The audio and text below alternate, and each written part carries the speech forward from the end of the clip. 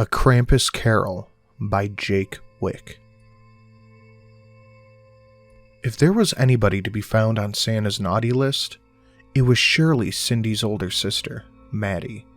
Cindy was 8, Maddie was 3 more years, and had never said a nice thing to Cindy in her life.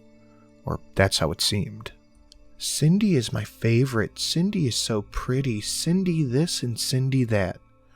Those were the words from Maddie's mother that rang in her head every day throughout the year.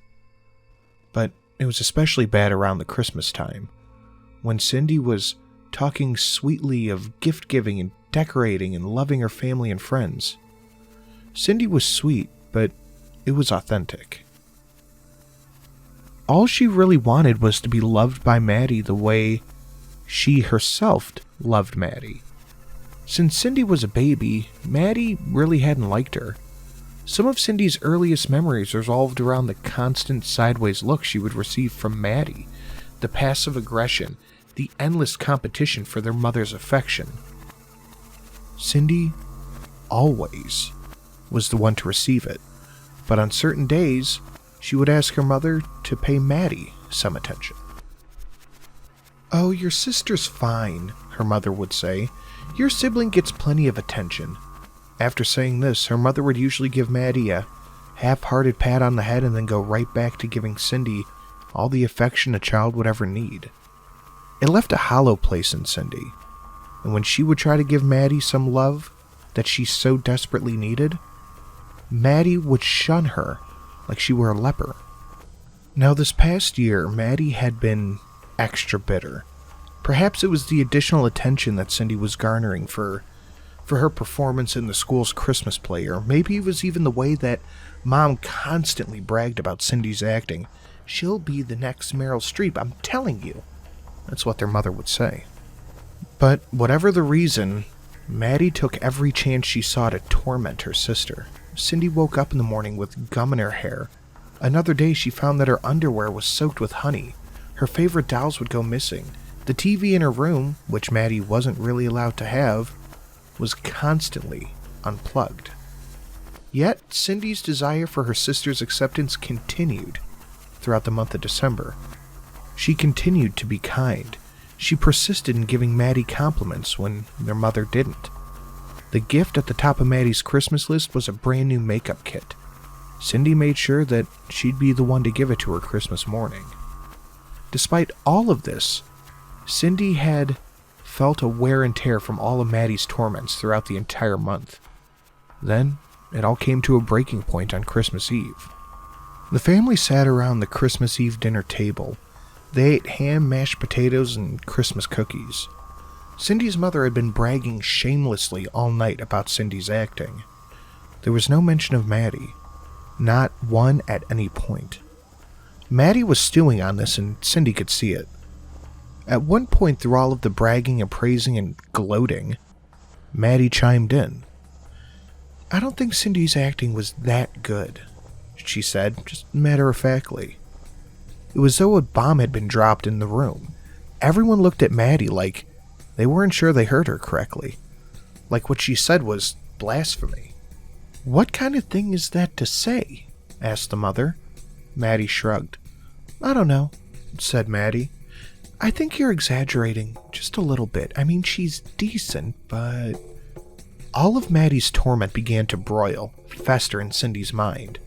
Now here was Maddie disparaging her at the dinner table in front of the entire family, in front of all the aunts, uncles, cousins, and friends. "At least I'm good at something," Cindy blurted.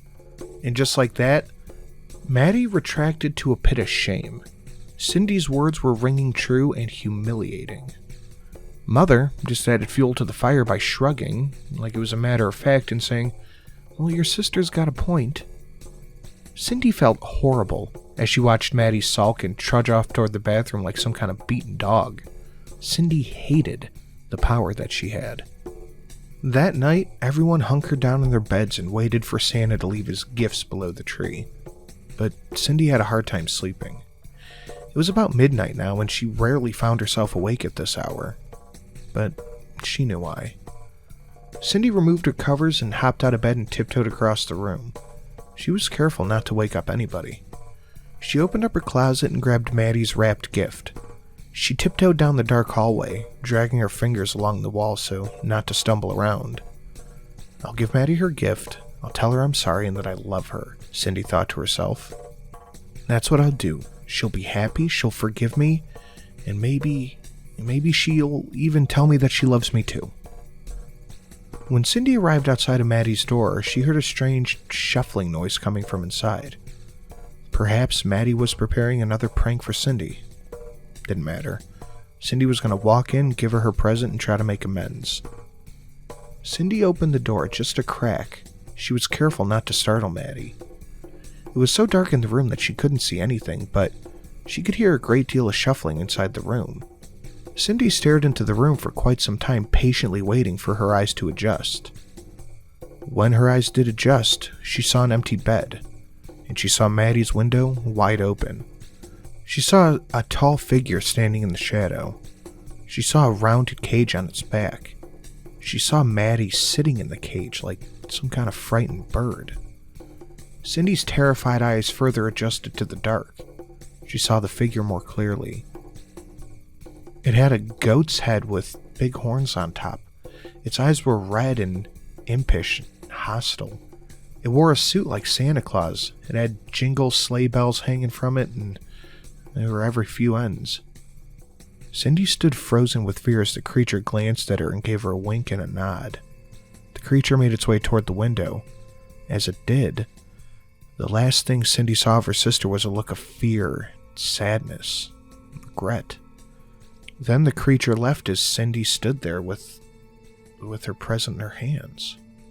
Down the chimney he will come, with his great big grin, and you'll find that even the kitties are very liable to sin. What will Krampus say when he finds everybody sinning? What will Krampus say when he hears them sin, sin, sinning?